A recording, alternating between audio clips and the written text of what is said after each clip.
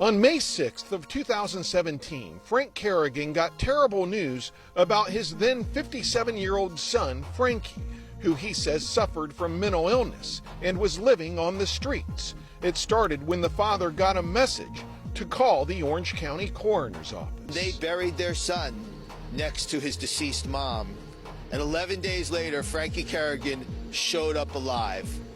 How could this happen?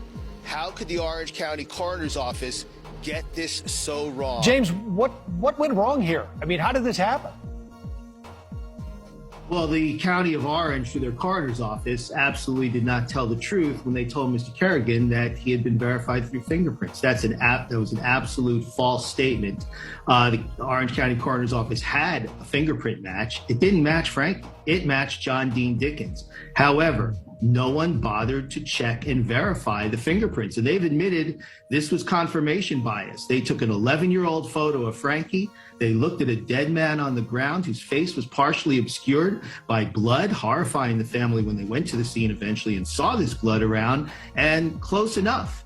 And they immediately put it into the system as Frankie Kerrigan. And when it came back, at first that there was no hit for the fingerprint, but that evening they had a number in their system which tied to John Dean Dickens. And if they had the proper protocols and safeguards, they would have made sure that someone checked that before they shipped this body to the Kerrigan family. And tragically, you had a family that loved their son, grieved their son, buried this body next to Kathleen Kerrigan, Frankie's mom, and then he shows up alive 11 days later. So it's been a trauma. A fight 5 years in the making. Today we achieved a verdict, and the jury awarded fair compensation in the amount of $1.5 million for the emotional distress and mental anguish they suffered. A trial taking less than a month for a verdict to be reached.